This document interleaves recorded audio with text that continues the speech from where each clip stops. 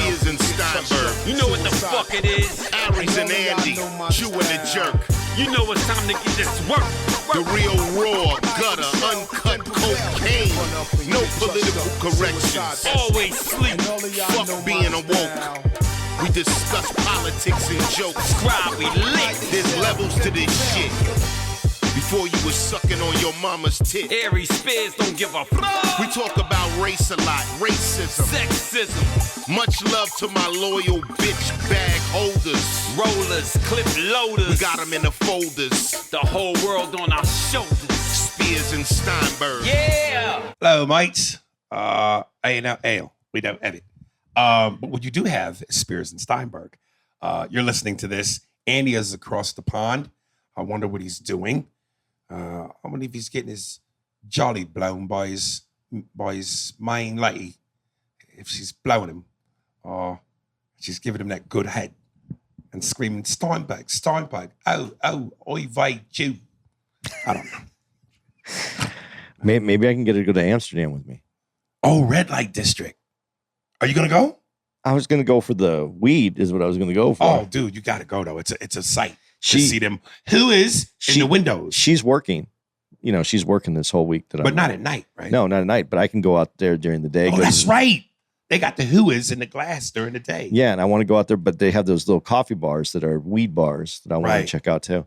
Because you don't know this. Well, you know this from last night, but because we're recording these when we're in West Nyack, and I didn't like my sets, and I took more Right. weed gummy than I probably should have, Mhm. and I was Toasted. fucked up last night. But now I want to go to Amsterdam. I want this Amsterdam. We've been getting people fucked up here for years.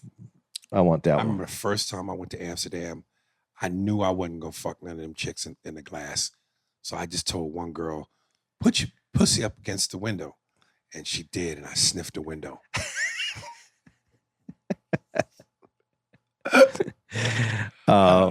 Did you really did? You really went to the district? where Yes, it's- I had to, motherfucker. You don't go to Amsterdam and not go to the red light district. So you just walk by. Explain just this to me. walk by. Like, okay, wait. You're going down the street. Yes. You're at a red light, right? Right. And everything's normal. Like Right. you stores and everything. And then you cross the street on the red light afterwards, and you walk, and it's immediately right there. Here's what you're gonna see when you go.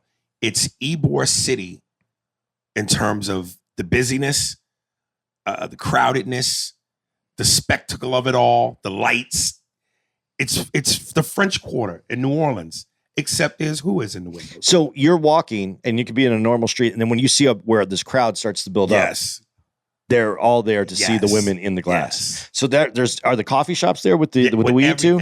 Everything. So it's just debauchery debauchery, nigga. everywhere. Adult debauchery. And how big is this section though? It's nice. It's lengthy. I'm telling you, man, it's like Times Square. It's busy. It's lights. It's coffee houses, weed houses where you sit down. They give you a menu of all the kinds of strands of weed you want. There's fucking places you can walk in and pay to see people fucking on stage. So is it like kind of like the AVNs? Only Yeah. the people fucking are really done a little bit more discreetly at the AVNs. Yes. Where this is just open fucking. This is open fucking.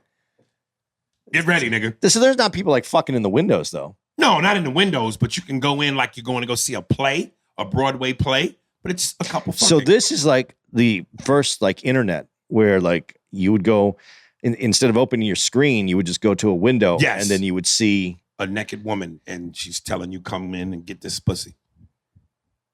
So this is OnlyFans before. OnlyFans. Yes. This is the beginnings. This is the brick and mortar and glass This of is it, baby. OnlyFans. Okay. It is the rotary of coochie. It's nice. You can't take pictures though, right? Would they get mad? That I don't remember. I don't remember. But you're walking in the street. So if you got a phone, I don't remember. You're gonna have to tell me. I'm gonna have to do some Instagram lives while I'm there. I don't call usually me, do nigga. this shit. Call me. Shit. Let me live vicariously through your mobile connector. So the dark side of comedy, Richard Pryor. Now let me start off by saying, even I was hesitant, and I watched it this morning before I came to do this podcast. I said to myself, and here's why I was hesitant on watching it. I was gonna watch it, but here's why I kept putting it off. I went, dude, what don't we not know about Pryor? Right. We've seen everything. We've discussed it. We've read the books. We've seen the documentaries. We know all the angles. But because it's Pryor, if there is any unturned stone, I want to turn it. It's like I'm a Jordan whore. I've seen everything. I've heard everything. You can't tell me nothing about Jordan I don't know. Then comes The Last Dance, and we found out some shit. With this, I wasn't expecting to find out anything. And there was some sweet little angles that I loved. First of all, I think Pryor's talking to Barbara Walters, and he openly admits, he just says it, I like drugs. Like he said, I enjoy what they do. And I thought to myself, and this is a question to you, if you could do drugs without death, possibility of death, and being fucked up, everybody would do drugs, wouldn't they? No, some people don't feel like they're in control when they're on drugs. Okay. Some people don't like the feeling of, being loose. Some people want to be uptight. Right. Some people like, being in control of not having that feeling like you could. It's stiffness that I think that they like, but no, I like drugs. I like drugs. Like if cocaine did everything that I've heard, again, I would do cocaine. But I have an addictive personality, and I know cocaine fucks you up. So I'm good on that. And if I haven't done it, and I said this, if I haven't done it by now, well, then that ship has sailed. Yeah, it kind of has at your age. I mean, it'd be tough to, it'd be kind of unreasonable to want to go there now. But right. I mean, it's like, and that was my drug of choice. I love cocaine, but the problem with cocaine is you get a high from it. And the first time you do it, the high is amazing. The first maybe 3 times you do it, the high is amazing. But it never is that good again. Well, no drug is. Well, see, weed doesn't do that to you because weed, it's open to, it doesn't hit you. Every time you do it, it can hit you differently. Right. Where Coke just hits you that one time and it's usually only the first time. Listen, whatever the effect of freebasing, crack, meth, whatever those great feelings are, I'm just saying if you could experience that with no risk of death or injury or fucking you up, like it's weed. You get your high, you feel what you're supposed to feel, and when it's over, you're back to normal. If you could feel whatever that intensity is, and it doesn't consume your life, and it doesn't fuck you up, I think I would do them all. I think you'd have to. I mean, I want to right now that you said that. I would like to. I tried to do a lot of different things, but there with Coke, with the thing with Coke and what you just said though, it's the consuming your life.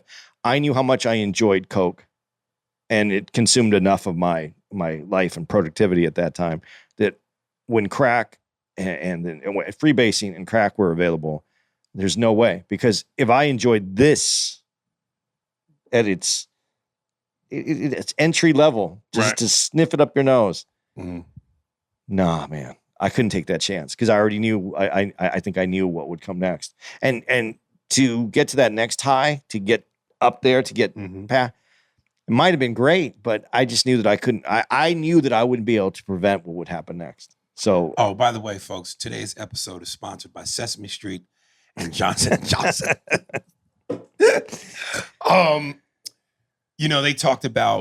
They brought up and used the term Chitlin Circuit. And of course, this is when they said that black performers were not allowed to perform in front of white performers. And I have to say this. Black people being better than white people in arts and entertainment is white people's fault. Because we had to be twice as better to get the money and the love and the acceptance and all the adulation that comes with the art form, because we were not allowed to evenly play on the same playing field from an equal level. Black people had to be better. I don't think that black people are better than white people in sports and certain arts because we're just superior. We're better because you had to force us to be better. We are your creation. We're your Frankenstein. You made us. According to Jimmy the Greek, that is correct. The black buck. There's something about the black thigh. It sits higher than the white guy's thigh. It's like a horse's ass. When you look at the black buck and the thigh and the buttocks, it sits higher. So therefore, the femur bone in a black guy works better than a white guy. But am I off? No, not at all. Okay. Well, think about it. If you break all of that down, what you just said, where is the escape? When you said sports, let's start with sports. Sports were dominated by people that had no other options. So because we can obviously take that, and when we go and take NBA players that they're bringing over from Europe, they're in war-torn, savage countries, these white dudes that are coming over here now, because that's their only option to be great at this. And so you become great at this. But that's, I understand what you're saying, but it's not as true today because, you don't have to just, I can't wait to get the letters for this. You don't have to become a great athlete to be successful. There's plenty of black people that are doctors, lawyers. So the doors are open. Yeah. But when you still look at boxing, which is predominantly a black sport, black and Hispanic sport, because but where do those people come from? They ain't coming from the best areas in life, generally. Right. I'm not saying it doesn't happen, but generally they're coming from a place where they had to fight their way out of it. And this was part of what happens. So yes, and I wouldn't say that it's just white people. Pressure creates diamonds. And so when the pressure's put on people and they have a way to get out of something, they'll rise, they'll become that diamond, and they'll take it to that level. And yes, so the pressure of living in this society, I'm not going to give white people what you just said. I'm not going to give them that they made black people even better. I'm not going to give that to them. I'm going to say the societal pressures is what made black people better. Made them because they had to, like you said, it wasn't good enough just to be good at it. You had to be twice as good as the white guy. Right. So I'll put on societal pressure. And yeah, you're right. I mean, there's, prominent. I mean, there was some back then too, but now the landscape is you don't just have to be the athlete or the rapper or the entertainer. You could be president too. Once upon a time ago, a black man's dreams were no longer than Gary Coleman's arms. And for you to rise in the world, you had to see it to believe. And because of my presidency, it's now possible. So now a black person's dreams and aspirations can be long as an African's dick, which happens to look like a canoe or a kayak.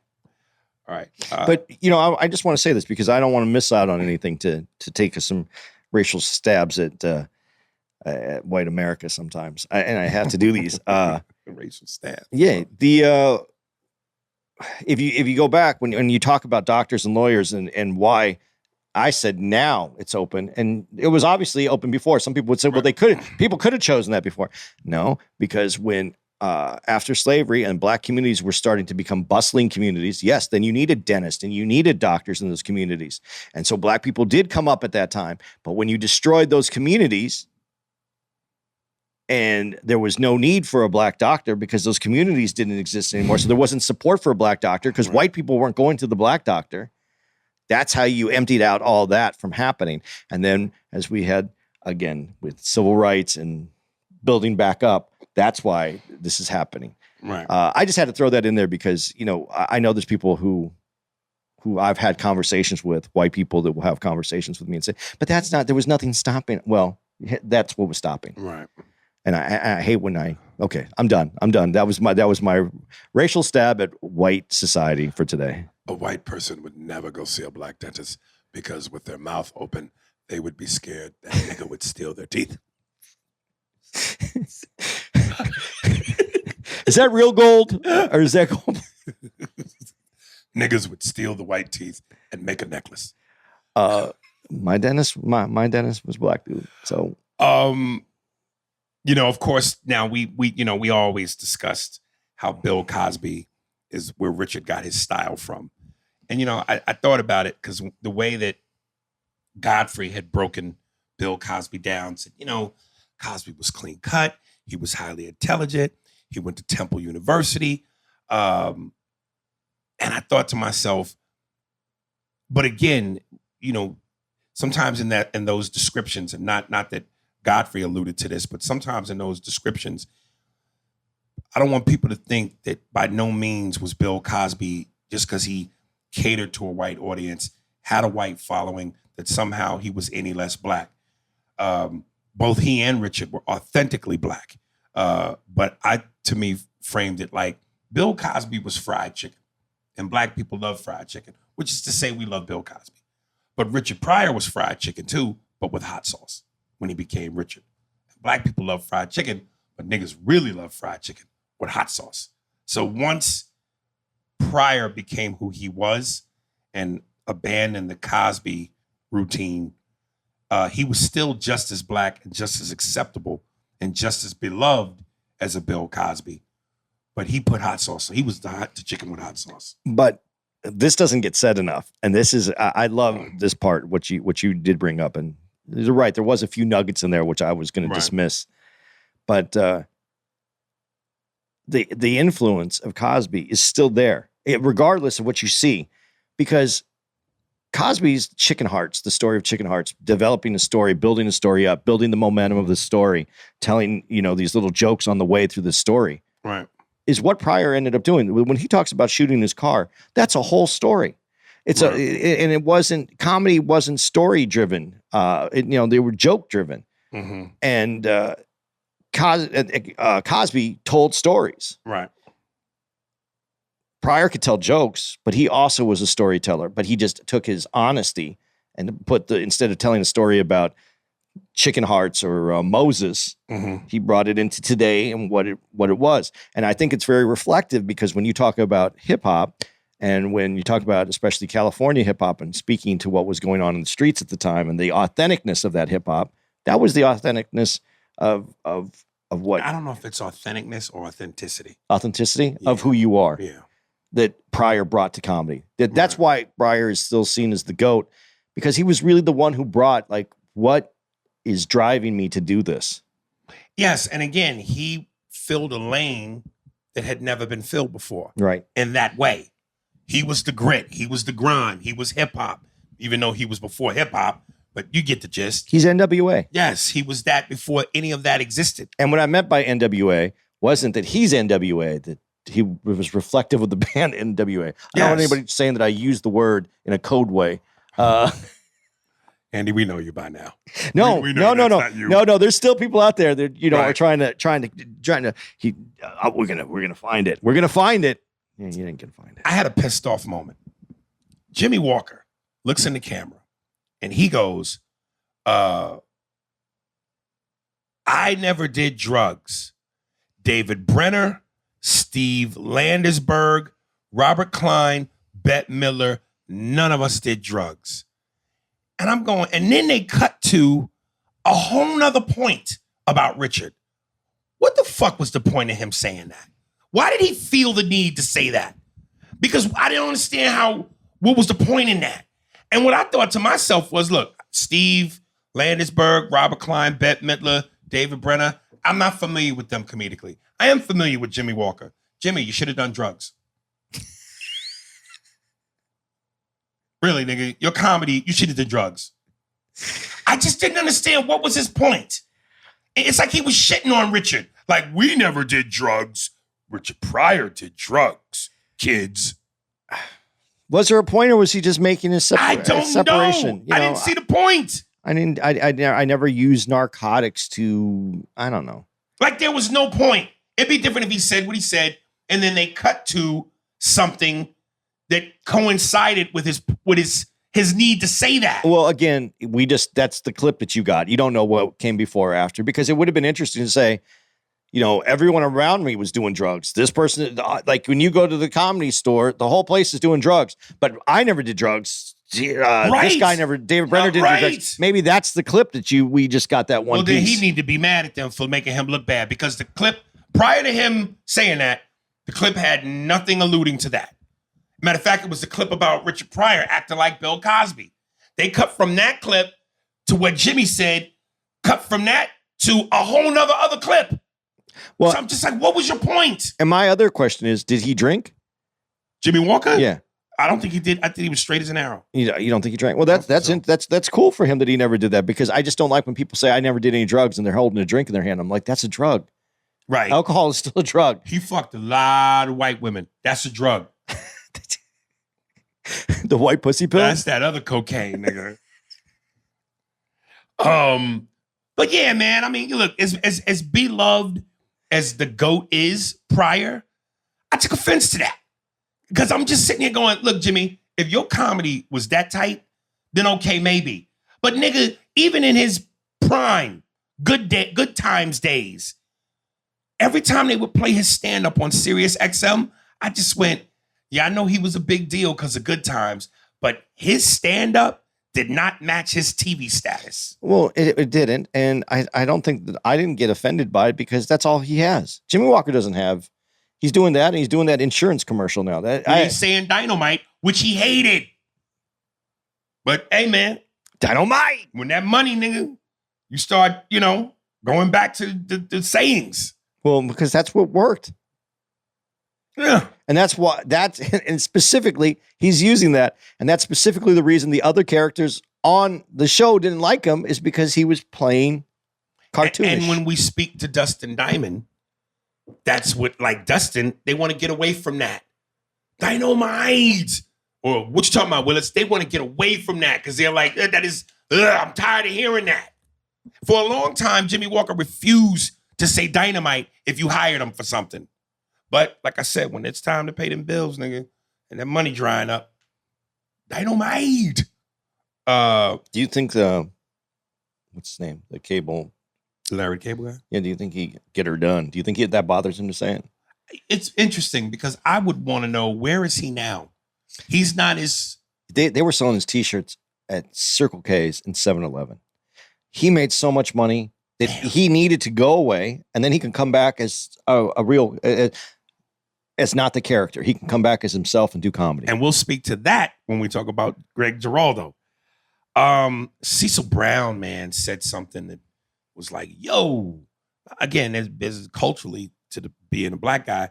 I knew this, but it was the way he worded it when he said, and in talking about Richard and about language and the use of the N-word, he said, black language is a language. And I've always said, black people were rhythmic, we're stylized, we talk with a flair. All the show list, say what? I know that's right. Girl, shit, ain't nothing to it but to do it. You already know. Official tissue, baby. Nigga, please. That's a language. And how that's delivered, that is a fucking language. So when he said that, I just went, damn, yeah. You weren't supposed to say, yeah. You were supposed to say on God. On God, son. Every now and then, the Jew reminds me how to be black. But yeah, man. I mean, and I know and I'm curious. Maybe because you know about Murray's and some other black shit. Who coined Ebonics? White people, or that's some nigga shit? I have no clue. Okay, but they call it Ebonics, which I don't know if that's an insult, but yeah, I'm proud in the fact that our language and our rhythm and our speak is its own language. The first time I was made aware of this is actually in the Airplane movie. Because I have black people. I grew up by the Air Force Base, but everybody spoke English. Right. Especially at my age. Wait, everybody spoke English. What that mean? Spoke regular English. Okay. Because I do mean it, what I just said. Mm-hmm. My mom didn't want us speaking Spanish. We were supposed to become Americans. We're speaking English. Yes. The Queen's English. We were supposed to be speaking proper English. Right. My neighbors, Mexican and black, spoke English, proper English, because that's what we were doing in 19 whatever. Right. And I'm not saying that's what we were doing. That was kind of the idea, I guess, of what was going on. So the first time I really got to hear it is when in the Airplane movie, when the two talking jive. Yeah. Yeah. And they're speaking. You ain't talking to no dummy, mama. I dug a rap. I was like, what's this about? Hurting it to the leg, to the bone. That's the first time I went, oh, black people have their own language? Right. Okay. The chump don't want to get no help. The chump don't get no help. Oh, I love that fucking clip. Dude, I'm not gonna lie to you, man. I know it's not gonna fuck with me now because I got it all out. This moment brought me to tears, man, when I watched this. When Dick Cavett asked Richard, can white writers write for you? Richard said, yes, if they can write for the human being in me. And I started tearing up because I just went, do you see what he's saying? See me as a human being.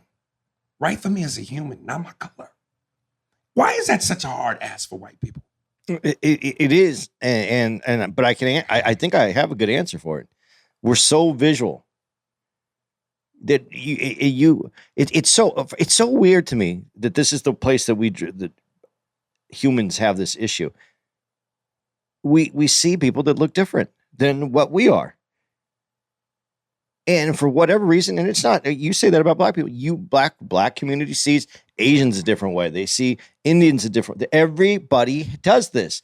Our visual capability, for whatever reason, overpowers the rest of our senses and separates us in a tribal way. We've always been tribal. Even when there was a face of the earth that might have been only black, there were still tribes, and those tribes were separated by it. But then when we were able to do it by our color, our rate, our culture, we did it. And it's all by the look. The look is the first thing we see, and we go strictly by that. Okay, to an extent. But the difference to me is, if I'm black and you're Asian and you're Hispanic and we look at each other because of a visual thing, because it's obviously what we see, I got that part. That's the obvious. But with white people, it's not just visual. It's also what they were taught. It's also what's been passed down. So they don't just come visually. They come with what they've been taught, what they think they know, which is the stereotype.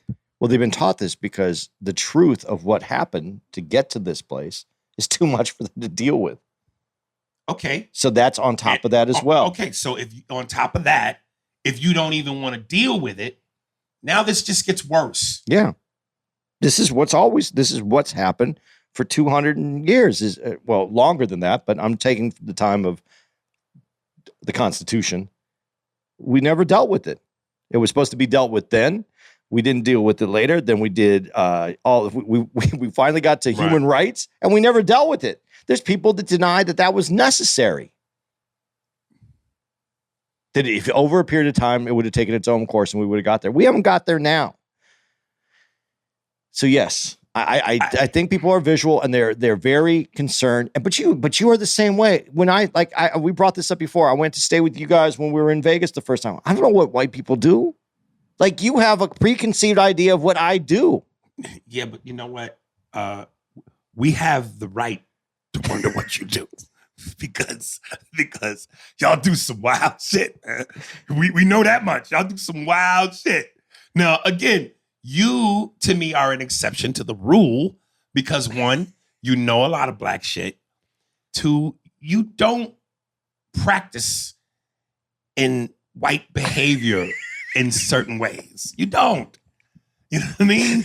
You're very neutral. And when you do lean a certain way, there are times you dip into the black shit. Whereas a lot of white people, they simply don't have a connection, don't want to have a connection. Their only connection, if it is a connection, is the visual. But see, without even attempting to go beyond that. But my connection is to what he spoke with, the human connection, because I see us all as humans first. I really believe, this is my belief, and I think I've said this to you. I don't know if I said it on the podcast. I believe, and it would be more complicated for me to say this, but if we're entities in this little spark of our soul, I believe this is our physical incarnation that allows the soul to have a physical form so that it can have fun. These are suits. These are only people suits that have nothing to do with the soul. And you get to put on these suits and you get to go do these things that we're doing. And that's what I think these are. I think they're suits for our souls. That's all it is. Well, then you're wearing a tailor-made, what's the Versace suit. And niggas are wearing Burlington Coat Factory. I can't help it if you got off brand. See, I love it. That honesty, you fuck. Yes. This one is not Versace, by the way. This one came with a lot of some bullshit that it has to go through, and and the only reason I think I even feel this way is because I got to experience life through windows that were open for me because of how I grew up, where I grew up, and who my family was. And I got to peek into people's windows, and I went, wait, this doesn't make any sense because if we're all the same. Right. But we all look different. Where's the similarities? And then that's when you get into the human side. So I like that he said that. I think it's constructively important to say that about being a human being. But can that white writer? I'm going to ask you the same question. Can a white writer write for you? You were on a sketch show. You were on Mad TV. Did the white writers provide for you what you needed them to? Yes, but if I really wanted to get on, if I really wanted to be seen, I was assigned Devon, the black writer, or Xavier Cook, Xavier, the black writer. 2 black writers out of 50. My number's lower than 50, but I'm just saying that to make the point. It was like, ink spots in a bowl of milk, that's,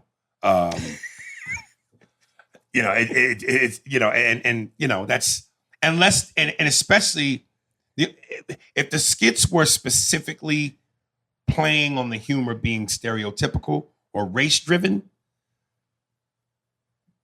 the white writers would tend to write those skits for me and Deborah. Because did that play to a white audience or did it play to your black audience? It played to any audience. Okay. But the punch of it, we once did a skit about a restaurant that existed, and it was a 1950s themed. So when you walked in, everything was the 1950s. So it was me, Deborah was my girlfriend, and we went with our white friends, a couple. But when we got in there, we were treated horrendously. One of them, Deborah, eventually got sprayed with a water hose. It was the 50s in there. So we got treated horrendously. So for those kinds of jokes driven with a certain punch, the white writers can tackle that all day. And they were comfortable tackling that. But especially since Devon had to be involved too. And it's different for sketch. That's, you know what I mean? It's just different for sketch. Because sketch doesn't reach the humanity level. It's a all very over surface. the place. Yeah. Dude, the famous word association sketch, which of course we all know, Richard Pryor, Chevy Chase. I always saw that sketch when it ended with nigger, dead honky. This was the first time I'd seen it, the full version. Because afterwards, and this is what makes this moment so brilliant and so true to who black people are culturally. After he says, nigga, dead honky, Chevy Chase goes, all right, you got the job. We're going to pay you $5,000 a week or a month or whatever it was. And Pryor went, $5,000 a month. And Pryor went, and your mama. He was still in the moment. Like you just said, nigga, white boy, dead motherfucker. And and this is what was genius in the writing, they didn't go, and he was applying to be a janitor. No janitor makes $5,000 a month. Right. But what makes the punchline even funnier is the exaggerated amount of pay. He just told you're going to get $5,000 a month. And true to a black person's culture and who we are, man, fuck all that money. Your mama, nigga. I'm caught up in it now. Fuck that money, nigga. And that was genius. I thought that to me, that sketch in its entirety, to me, stands the test of time and is by far funnier than anything I've seen on SNL in the last 20 years. But that was written by Mooney. There you go. Written by Mooney and performed by Pryor. And do you give Chevy Chase any credit for sticking through it? Yes. Because he's but now he stuck the landing. But is that also because of who Chevy Chase is? Could be. But like Dave said when he accepted the Mark Twain speech, there's some white comics that are saying some shit, and I go, I know he means that shit. Yeah. Dude, I didn't know this when Cecil Brown mentioned how they said Richard was on set doing something and a white dude was eating watermelon. and he had spit the seed out and it hit Richard in the face. Now, they never were clear as to whether it was on purpose or not. I would think that if you're on a movie set, whatever role you're playing, especially if you're just one of the crew members and the star is Richard, that is not on purpose. But dude said Richard went to his trailer and got not one, but 2 guns. Now, in the preview, when they show this moment, I was thinking the dude was referring to Richard famously getting the gun and shooting the tire. Yeah. I didn't know this was a whole separate thing. And when he said Richard came back with 1, but not 2 guns, because a dude spit a watermelon seed in his face. Goddamn. I gotta go. Was that intentional? No way. I don't know. This is where racism, white and black America have like there's normal things that happen in life. Can I just give you one? It goes off topic, but I'll just give this to you because I think it kind of goes this. Now, you know I have other black people in my life than you, right? Okay. Tim. Okay. But others too. And so this guy's telling me the story about how he goes to the restaurant and he didn't get his bacon, and then the server said, oh, they didn't put your bacon. I'll get your bacon for him. And it goes on. And then it was in an area. He said it was kind of southern, and he assumed, he said they didn't give it to me because they wanted to make me feel small. I can't deny his perspective in that. But I'm a server. Mm-hmm. And I've fucked up people's orders before, like not intentionally trying to fuck up their order, but like the bacon doesn't come on the plate. Then you say, I want to get you the bacon. So you go back and someone stops you and something happens and you never go back, and you could totally forget about doing that. And that's okay normally. But when you are the white dude and you in a restaurant and it's predominantly white people and you have one black table and it happens, you do it to that table. Man, I don't know how I don't know how that table doesn't think that is me, like me as the server trying to be racist or trying to fuck with that meal. Not necessarily be throwing the word racist, not trying to fuck with you because you're black and you're in our restaurant. It's a white sometimes you just forget, and it happens and it has happened to me, and I have to go back and but I go back and I go, I really apologize, but overly, like I feel like now they're thinking now I did do it on purpose. That's why I'm overly apologizing for it. Right. How can you not think that though? If you're sitting there and it's watermelon on top of everything else, right? And he's spitting this and it hits you in the face. And you already have this preconceived notion of these other people on the set. Right. You've said something very important that I think gets overlooked. And this is he was doing these movies way before you were there. Yeah. They don't have hair people. They don't have makeup people. They don't have the people that understand black products. Right. So you're in this world where it's all white. It works for white. I'm the star, but everything is white. Right. And now I got some fucker eating watermelon while I'm on the show. Now, is he saying something? Okay, I don't know if he's saying, maybe he enjoys watermelon, and now a seed hits me in the face. Yeah, and I would think that when most people eat watermelon, when they had seeds and you project them, you project downward. Yeah, but maybe maybe he was spitting into his hand, and it hit his hand and bounced up and hit him. I've seen people spit seeds into their hands so they could just go throw them away instead of all over. If it's on. So he spit in his hand and the seed ricocheted and maybe shot up, and because it's a little seed. It can move.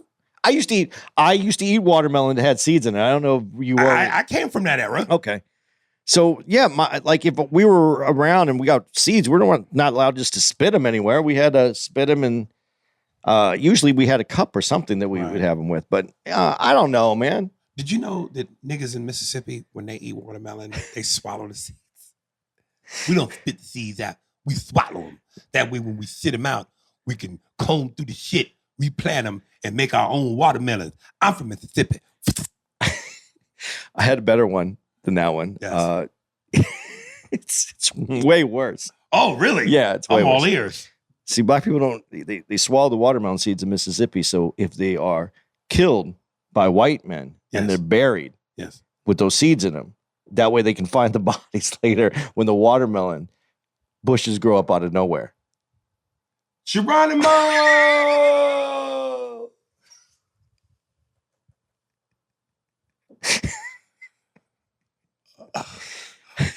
What's this sound, folks? Andy's dick just hit the table. But then you go, This is supposed to leave it alone. Leave it alone. Dude, did you know Richard Pryor hit women? well, according to Sean Connery, all the men back then, I guess, hit women. You know, sometimes you just gotta show them which balls because they take it a little further. You know, you have to get a little silly with it. Sometimes you have to choke them with their own balls. Yeah, he said one of his girlfriends, who was a showgirl who was interviewed, said, yeah, Richard was abusive. And I never knew he was physically abusive to women. And he said in the interview with Barbara Walters, and she goes, why? He goes, they would piss me off. Now, obviously, there's some drug involvement in that. It's more than just drugs. He grew up in a brothel. Yeah, How were women in a brothel treated? Right. If they didn't do what they were supposed to do, if the madam was pissed off about what they were doing, she would have someone straighten her out. Right. What he grew up with a level that women weren't on a pedestal. Yeah, I don't think he was a chronic abuser of women. Like, he wasn't known. He didn't have a rep for it like what's my man name? What's love? Ike Turner. But yeah, I think I never knew he even struck a woman. It just seemed so odd. He was so frail and energetic, and I couldn't picture him doing that. Yeah, I don't really have anything on that. I'm just, you know. It's a time period. I don't know that it has anything to do with just the time, but you could slap a woman back then. Those were called the good old days. They had laws on the books that if you did something to anger your husband in a way that was disrespectful or demeaning to him, that he could actually beat you, and there was nothing a woman could do about it. My last note. Richard said something that was very poignant, and this is when he got sober and all of that. He said, "I like being romantic, but I don't like being in love because I don't know what that is." And often comics are described as people who live in a world of some sort of pain. And through this pain, we create this genius called comedy and laughter. And again, the brothel, he grew up in the brothel. He saw his women go in the room with men. And he said he just didn't know what love was, but he was into being romantic. I like that, man. I don't know. I just thought that was like, Jesus, what a thing to be. Because I know what love is, but I love being romantic, but I know what love is. I know how to cause a lot of heartbreak and disappointment, but I know what love is. For him to say that, I just never heard that put that way. Yeah, I think it's just it's a place where you could say that if he doesn't know what love is, that also means that he can't love himself, though. There's nothing. You can't give someone something that you don't know from yourself. And when he said, I don't know what love is, that's actually saying that there's nothing in it for him. And that's that, right. That's that pain that you're talking about, where you're trying to come to terms with, you can't even find it in yourself. That's where the drugs come in, to hide right. from that. So it makes sense. It makes a lot of sense. Yeah. That's all I got on Pryor. Yeah. Well, that was an hour on Pryor. No, that was 43 minutes. Oh, was it? Yeah. This is the time. Oh, yeah. You're right. Yeah. Good. Well, we can cut that part out then if you don't mind. Yeah. Let's jump into Greg Giraldo. Want to do Greg? Yeah, man. You think you're going to have shorter time? You don't think Roseanne's going to be shorter? Or Dustin Diamond's going to be shorter? The shortest one I got is Artie Lang. Don't you think we should do Artie then, to keep this like kind of close to that? But then we have 3, Rosanna, Greg, and Dustin. I mean, if we go over a little. Okay. Yeah. I've always, I don't want to say, and I don't want to say that because I don't want to make it seem like I'm, I didn't know Greg enough to call myself a fan. I think I did work with him when I did that Just for Laughs bus tour with Bird, Tom Papa. He did a couple of dates. And, like he says in this thing, and I hate to say it because I know he didn't like it, but I knew him as the roast guy. I knew him from the Comedy Central roast. I never really watched his stand-up. So to say I knew him from that, I knew he was held as a talented writer or as like Julie Gold said, a thinker. But I didn't know until I watched this. Motherfucker went to Harvard, Yeah. had a law degree, could have been a lawyer. He was a lawyer. Was a lawyer. But I like how they said, instead of I think it was Tom Papa who may have said it, instead of sticking with the security and the wealth that comes with being a lawyer, this motherfucker said, fuck it, and went for the unsafe world of comedy. And was respected and good at it. Well, you know, Conan, I mean, I'm not putting them together. Also, I mean, there's a big comedy part of Harvard where there is, you know, the magazine, the things that they do at Harvard. There's a big comedy tradition, I guess, at Harvard. Right. So it's not outrageous, but he wasn't going there for comic ability. He was going there to become a lawyer. But he was really, really smart. And that's, I think, the part that people, you know, when you think of a smart comic, you think of I'm going to forget his name. Who's the guy that did the news on SNL it's supposed to be the smart guy? Kevin Nealon? No. Dennis Leary? Dennis Miller. Dennis Miller. Yeah, Dennis Miller was supposed to be like the smart comic. Yeah. That's what you call a Schwitzer and an apple cheesiac. But that was smart for smart's sake. Right. Giraldo's probably one of the smartest comics ever. Yeah. Dennis Miller to me was smart on a level that, you know, you just didn't know about.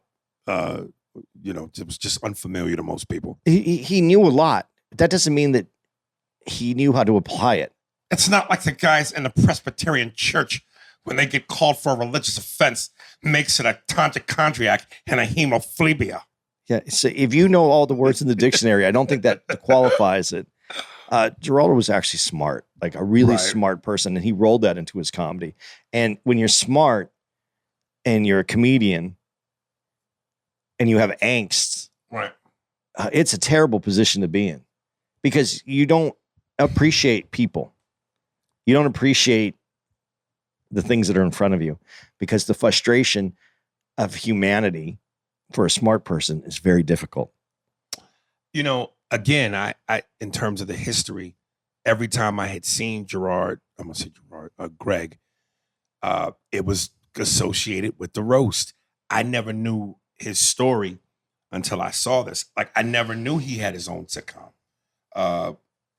And, you know, back when Just for Laughs meant something, actually meant something, yeah, you would go there, you'd do your thing, you'd get seen. And if you created a buzz, yeah, your agent's phone would be ringing off the hook with several offers. So I never knew he had a sitcom. I never knew he was Spanish. I thought he was Italian. Like he said, most people think I'm Italian. And I remember when they were talking about his sitcom and Judy Gold said, the network said, could you Spanish it up?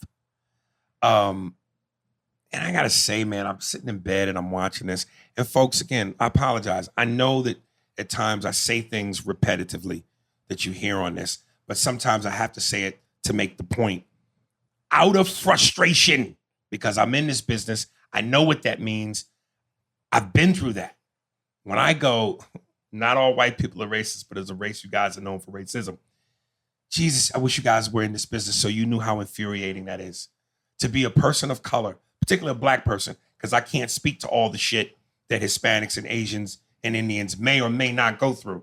But I know as a black person, it's like, you got to deal with Karens, you got to deal with Kens, you got to deal with police brutality, you got to deal with everyday racism, you got to deal with racism within the industry. When you tell and interesting enough, I know we're going to talk about this. Can't wait to talk about this. Have you seen the ad for the documentary about Jeremy Lin? Yeah. Yes. And the Asian people are going, what we've had to deal with in America as being Asian. And I've seen there was a great documentary I once watched about the landscape of television racially. And you better believe they interviewed popular Asians, Indians, blacks, and Hispanics. We're all saying the same thing about racism in Hollywood. And it's just, when you're told to Spanish it up, Asian it up, blacken it up, what they're saying is, be the stereotype. Give us more of the stereotype. And Judy Gold went, God, the idea that the guy can't just be about being an attorney who happens to be Spanish. No one tells white people, can you white it up? What the fuck would that even mean? And I just felt at that moment like, because I could just imagine the pressure of your first show. You want it to hit. If it hits, it can change your life instantaneously. And Gaffigan mentioned that. So your first time out the blocks, can you imagine the level of stress and the weight? And like they said with Gerard, he apologized to the girl when the show got canceled because he was just like, he felt like his failing was their loss. Yeah. And to have to be told to Spanish it up, like, fuck, why can't we exist without the bullshit, without the racism? Jesus fucking Christ. I was mad for him. Rightfully so. I mean, I knew a little bit more about him just because culturally, there's not a lot of Latinos that come up like that, Right. So you're excited when you see, like I said, when you see someone on getting a little something, you're like, oh, that's great. I was in a different place in my life. So really, by the time I knew that he had the show on, Right. and went to try to watch the show had already been canceled. Right. So that's disappointing. I think it's very odd that the culture in this country is much Hispanic influence as there is in this country, and as much is at the large number. It's a relatively non-represented in right now when we're seeing commercials, there was a big run by casting agents to find more black people to put into these in commercials. And it wasn't hard because there's plenty of black people out there that are actors and are up for these roles and they can get these roles. But, we say now famously, there's all black and brown people and they were quick. They were quick after a lot of years of never including black people in these commercials. But the Hispanics or brown people in general have been very still off to the side where that's not meaningful to apparently to advertisers and to money and to dollars. Apparently Hispanic people don't spend money. Because, and I'm not trying to get too deep into this and too far away from, who we're talking about here, but it's always been like we're there, Right. but we're content. So don't worry about that right now. We'll get to that later. It's always been a group that's been, it's not even marginalized because it's just a group that's on the sidelines and just waiting for a shot to go in. Right. And so when he got that, you see that he's smart. He defies all and that's the other funny thing, which we said, he defies every stereotype that you have for when you're saying Spanish it up. He defies every stereotype, but you want him to go into those stereotypes, even though he's giving you an example of how I got here was defeating every stereotype that you have. But you want me to make this about a guy who is the stereotypes. How does that work? And why does that make any sense? Yeah. So Hollywood, but you said you would like more white people to be in so they could see it, but they would just make more white shows. Yeah, I just think that sometimes, and I know this probably happens, and maybe some people have even alluded to it when they write in the emails. I know that there are people that listen to this podcast, and if I'm being, it could be, I don't even just want to say white. There might be somebody Hispanic or black even listening to this and go, oh, eye roll. He's mentioning race. And again, I think those are the people that don't understand because they don't live in my skin. They don't understand. It's around me all fucking day, every day. And it's like, I don't want, if you're frustrated to hear it, imagine how I feel living it. And I'm just like, God damn, you work your whole life to hopefully get a show, to become something special, and you got to deal with that shit. Not only do you have to deal with that, but here's the fallout from it. I had a guy tell me who's Asian yesterday. I said, well, there's representation. At least there's trying to be representation because I feel like they're raping my culture. Like, yeah, they're trying to put representation out. But again, it goes back to what you just said. It's the stereotype. It's how do we make it enjoyable for everyone except for you? Right. Except for you. How do we make it enjoyable? Or the fact that you think your enjoyment comes from me being the stereotype. And so instead of a human being. What we just said about Richard, right? For me as a human and not my color. The fact that I happen to be that will always be prevalent.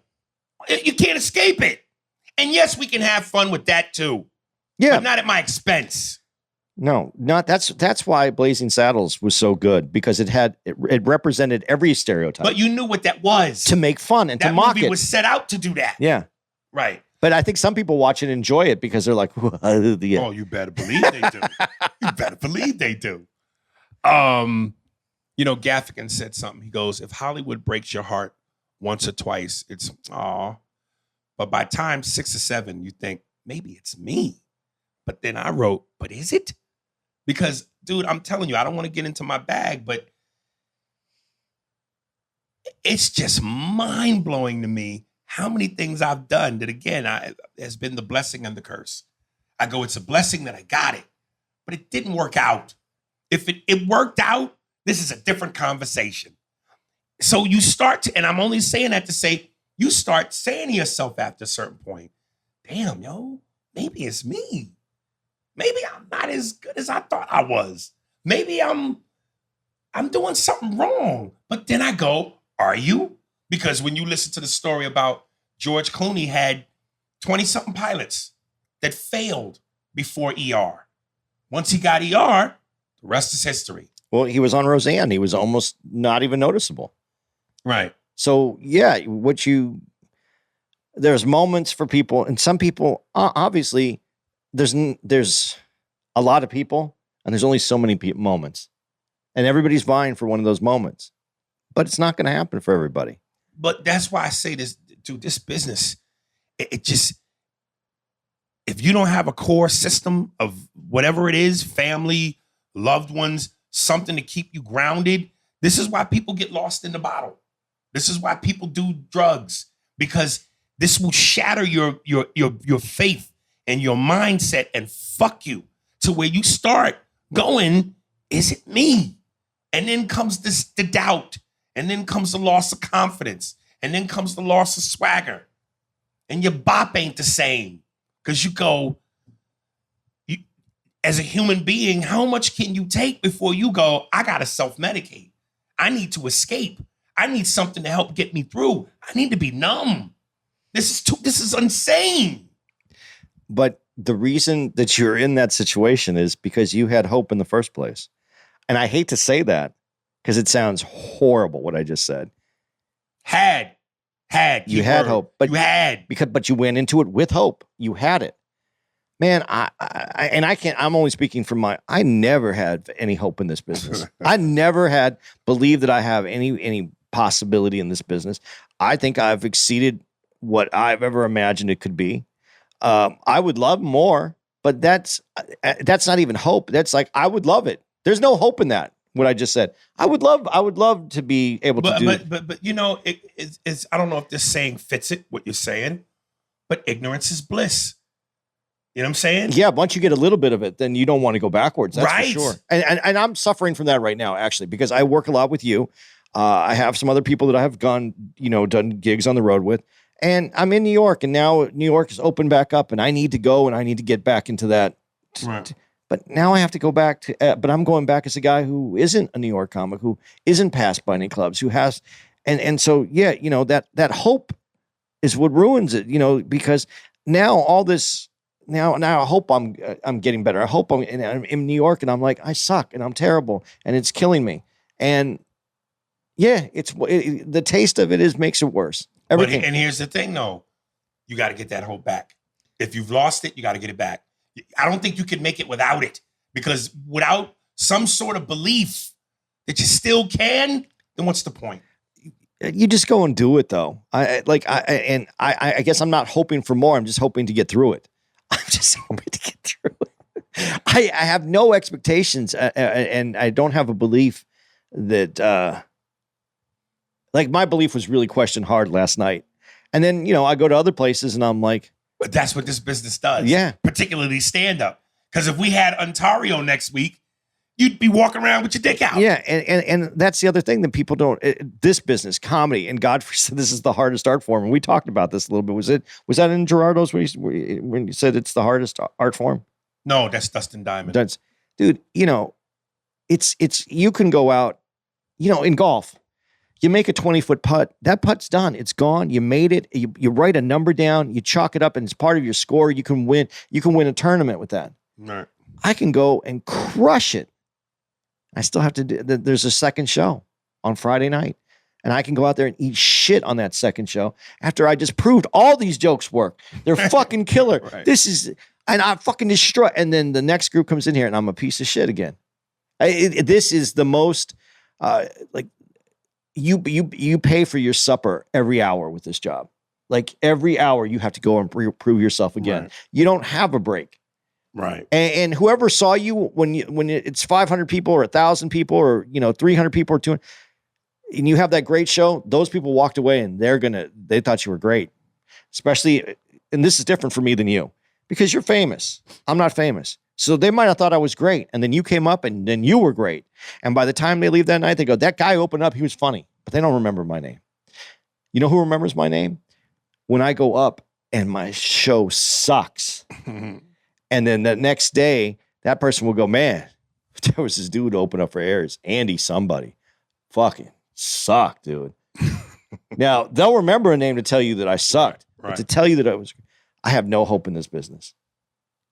It is a moment that I absolutely love because so often, I don't know if this is the arrogance of being a human being.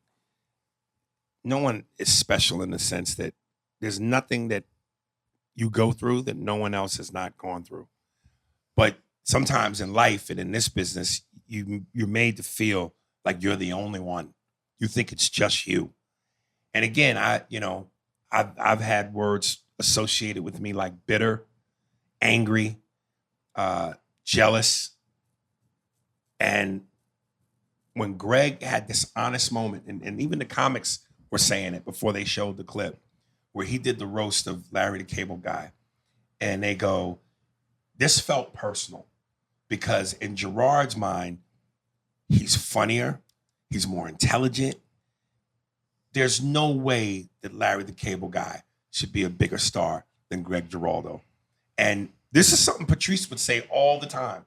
He would jokingly, or if it was Patrice, jokingly but seriously, he would go to some comic. Oh, you said to Robert Kelly one time, dude, I really shouldn't be friends with you. Like, I'm so much better a comedian than you. I shouldn't be talking to you. Now, with Patrice, it's tongue in cheek. He really loved Robert Kelly, and Robert loved him. But that was Patrice. When Greg says on the dais, how the fuck are you famous? Now, he's being funny. He's on TV. He's joking. But in that moment, you could feel it was a little bit more than a joke. It was frustration being released, the way he said it. Without a doubt. You know what I mean? And I just went, because I know I do that. And I've said it on this pod. I know I look at certain people and go, what the fuck, man? So Patrice has done it. Greg has done it. I've done it. And again, I hate when people label it bitterness or jealousy or envy. I'm just going, But you keep thinking, and he thought that talent is what's supposed to make you go. It is. I understand in this business it's not, but it is. Everybody that's getting paid has talent. To what level is a different story. Subjective, but true. But that's not what I can do with your talent. Whether it's this high, that high, or this high, it's what I can do with that talent. But who's what I can do? Who's saying that? Who you putting that on? Someone I don't know, obviously. You talking about a hire, like a suit? Yeah. Okay. Someone who produces, who's a producer, someone who has control over whatever part of Hollywood that we're talking about. What I can do with that person's talent. They don't have to be the funniest person in the room. No, I got to stop you now because I got to say this. I saw it on Instagram today. Sony bought the rights to Spider-Man, for $7 million. They were also in a position to buy the rights of all the Marvel characters for $25 million. You know what they said? They refused because they said Marvel ain't shit. Those characters ain't going nowhere. Dun, dun, dun, dun. It's a fucking franchise. It's a brand. Everybody who turned that down, the suits, the power people, shouldn't have a fucking job today. Those are the people in charge of a Greg Giraldo, of a me, of a talent. When you sit and go, they don't know what to do, or they got to figure out what to do with that talent. These motherfuckers don't know. These are some of the decisions they make. Fuck Marvel. Those characters are meaningless. Because you didn't want to cough up 25 mil in exchange for 25 billion. But they made a ton of money off Spider-Man because they kept it and keep making them pay. Okay. But you see what I'm saying? No, I understand what you're saying. But here's the other end of that. SNL. You hear about all these guys that go in, they're killing the room. Everybody's having the best time. They think, man, I fucking destroyed this. And then other people go in the room. They didn't get any laughs. They didn't get anything. And who gets the call back? It's not what you do. It's what someone can do with your talent.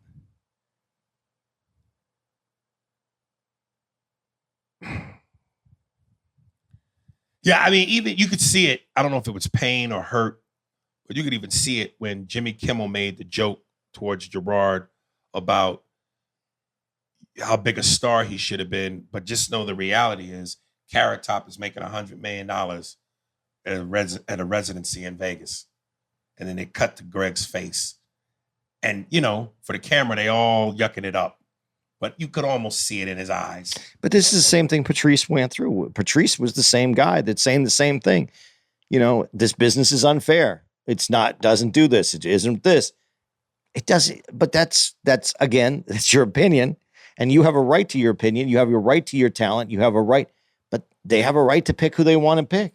Because unless you're going to put the studio together, unless you're going to put the money together, unless you're going to you don't have that say. They do. You shouldn't be in show business if you have an addictive personality. Then no one's in show business. Well, no. There's some people who don't have an addictive personality. They don't do drugs. They don't have demons. Yeah. They don't have vices. But if you have any kind of vices, if you got any kind of demons, show business is not for you. Because it doesn't, it's an enabler. Don't help you. The brilliant moment that I really loved was, and this is where you saw Greg's genius, when he's on Tough Crowd with Colin Quinn and he has the standoff with Dennis Leary. And Dennis Leary said, you're like the kid in class who the teacher gave homework to and you finished it and you asked for more. And motherfucking Greg says, well, maybe if you had done better at some comedy writing, your show would still be on the air. And then they cut to Dennis, and even he had this look like, ooh, you got me. So that was a testament to some of Greg's comedic wit, timing, and maybe some of his lawyer savvy that he could do that. And that was a great moment. And that moment where you don't hold back. Right. Especially when a dude takes a shot at you. Yeah. You took a shot. You're a comic. You can't let someone win. Right. Yeah. I was so happy at that moment when I saw that. When I saw it, it was deserved. But dude, again, this is the talent is not the vehicle. The talent is just it's on the dash.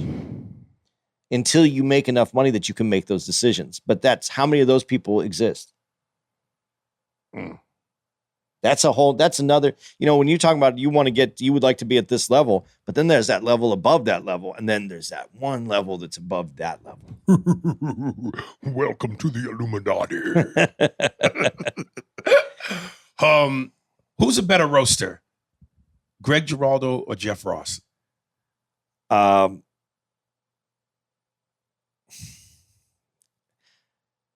This is where my problem with roasting comes in. I think Giraldo's a better roaster, but you see where it's coming from.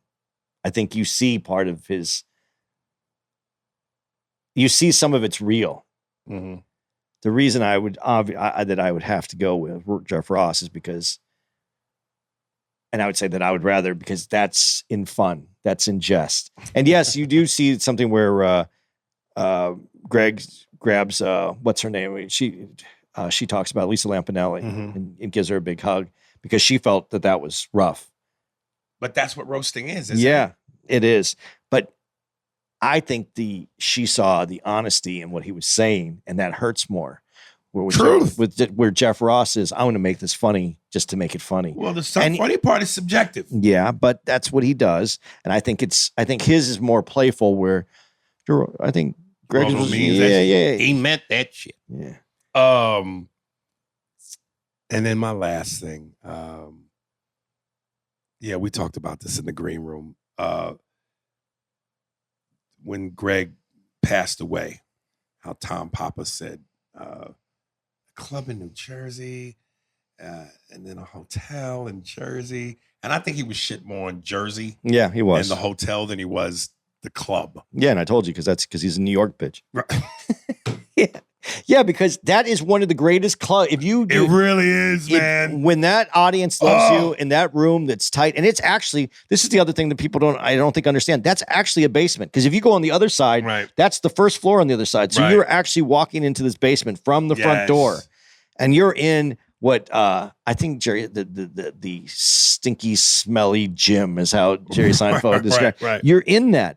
And it's an iconic look, and it shouldn't. And I think the best comedy clubs, like the Cellar, they work in spite of what's wrong with them. Right. And this is one of those places that where the stage is to where the seating isn't 100% perfect. The bar is a pain in the ass, and but when you get that crowd going, that bar does not even exist anymore. And listen, when we used to do the Punchline in Sacramento, that bar is right there. And sometimes you can hear the daiquiris being made. But in Stress Factory, that laugh is so guttural and so roar. And again, like you said, the basement, it's intimate, it's 80s. The ceilings are low. Jesus, man. The stage is it's big enough, but it's not too big. It's intimate. The people are right there on you. Let me tell you, it's in my top 5. But right with that, in the terms of same intimacy. And it's not as much as the basement feel as the Stress Factory, but you're still going down, is Helium in Philly. Yeah. And when you walk out on that stage, you are literally with the audience. Literally on top of them.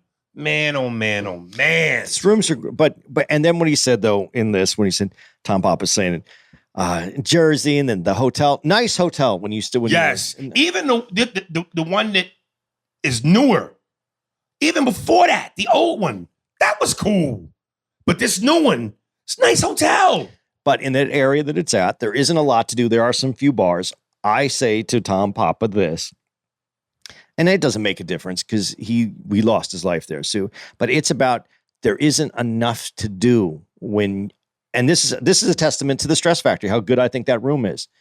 When you get that amped up as a comic and you feel that good and the audience gave you what you gave them back and they give you more than what you gave them and you feel so on top of the world, and then you go out and it's a little teeny tiny town area that it's in and there's some bars, but you can go out and all you're going to do is drink and you're going to hang out with people that are going to feed you drugs, give you more alcohol.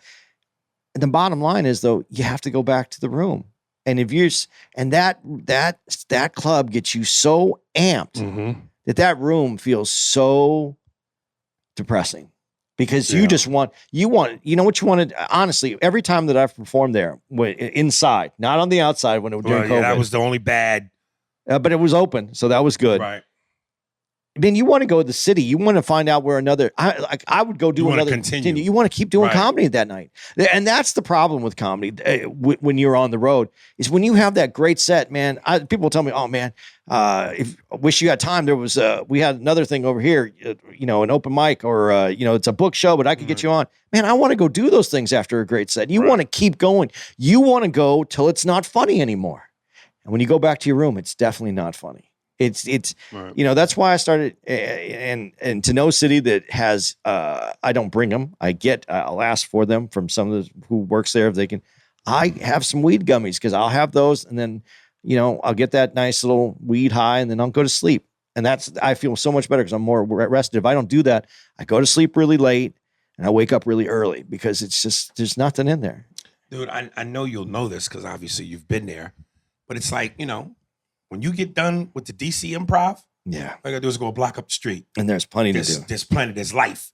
When you get done with Tampa, Ybor City, all you gotta do is turn the corner. It's life.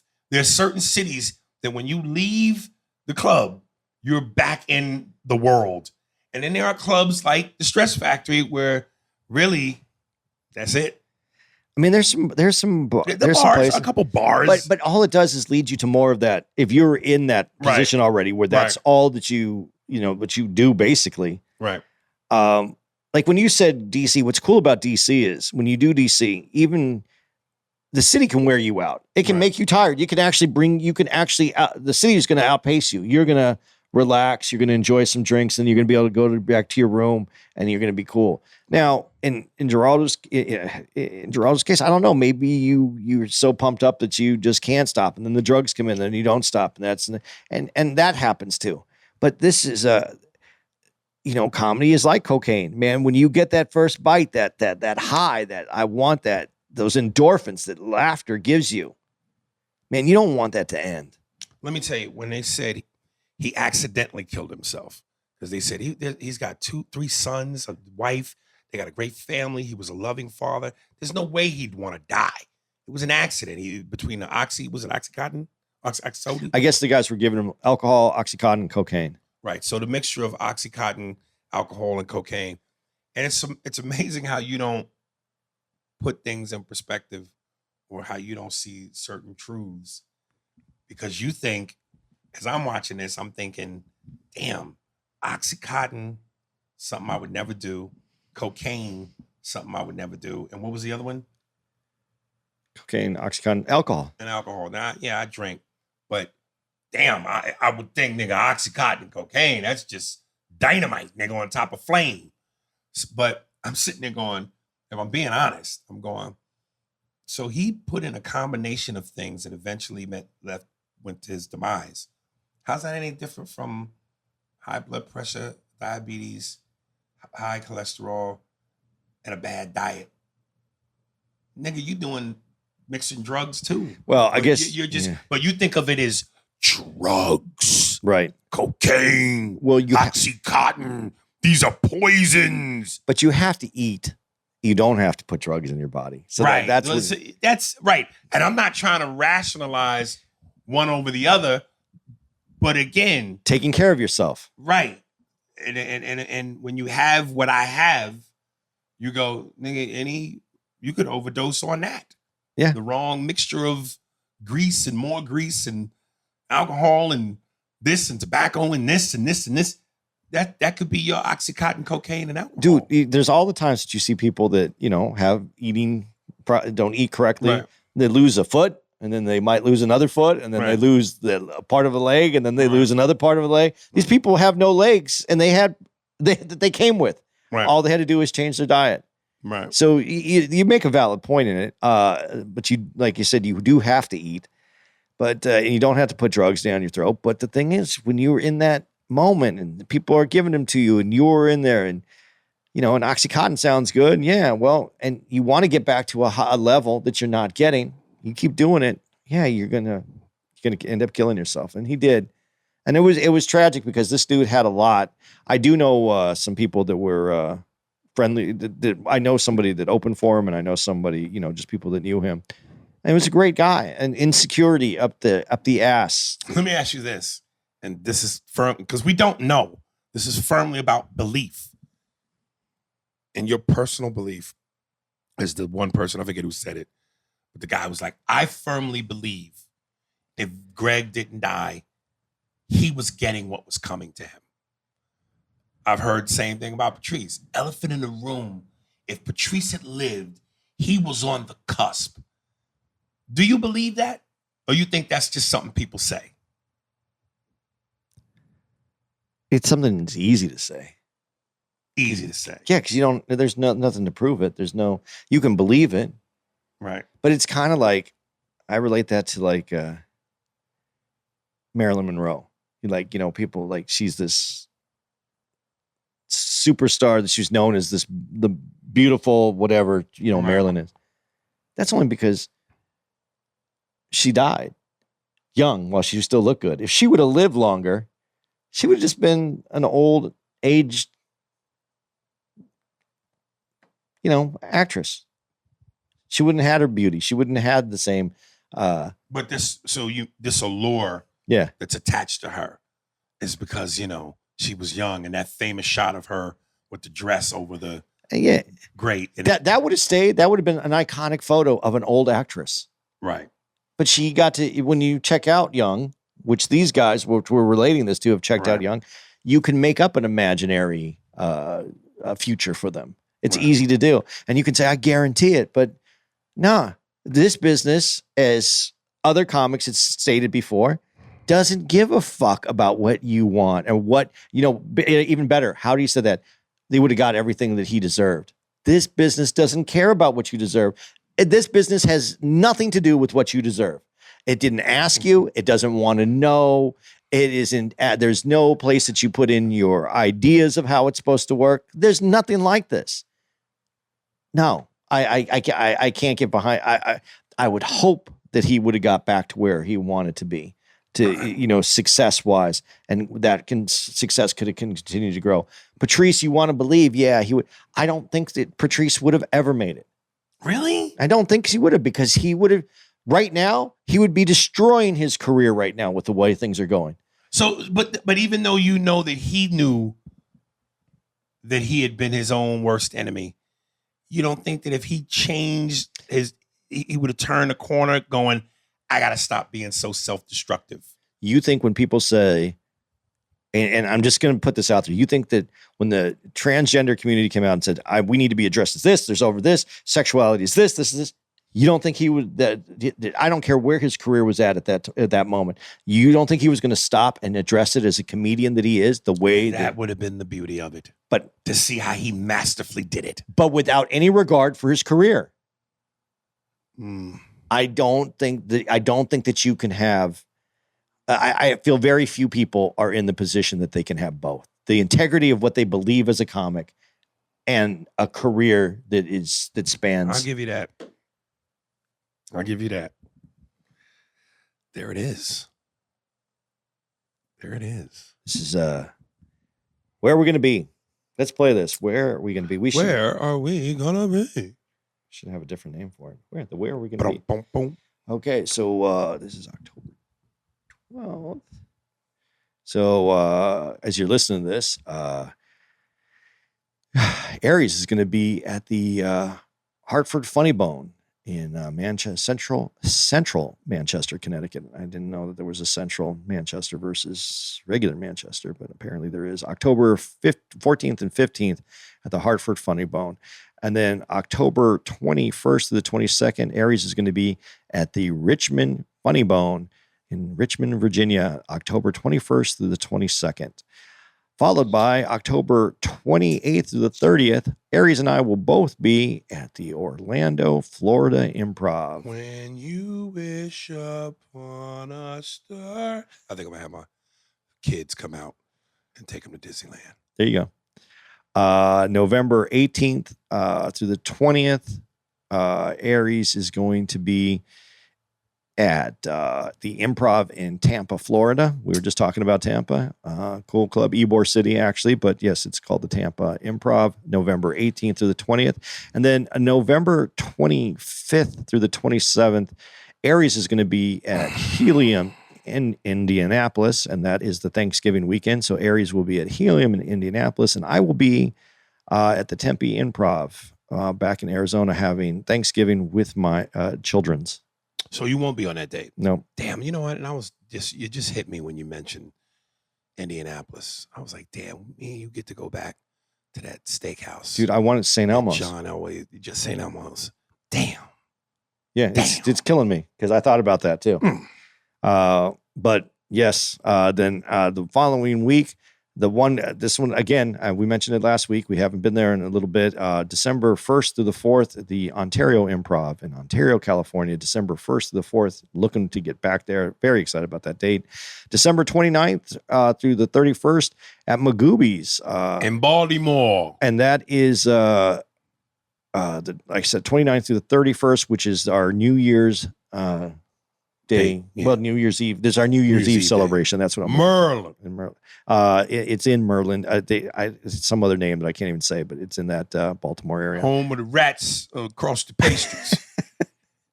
And just throwing this out because we haven't said this date. January 5th through the 8th will be at Helium in Buffalo, New York. We haven't been there in a while. I look forward to the folks. When is in it? Buffalo. January? January 5th through the 8th. We always go during the winter. Not this last time.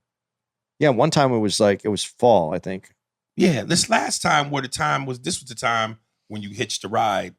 The time there, before, right? No. This last time I had to drive my car up. But it wasn't winter though. No, it wasn't winter. I think they have you like on an 18-month run. Damn. So it turned around back. All right. So that's where we're gonna be. The real Vinci. This is the real Vinci. False alarm. Oh shit. Song is called "About My Money." Facebook, Real Vinci, RealVinci. Instagram, The Real THEREAL _VINCI 0824. YouTube, The Real Vinci, THEREAL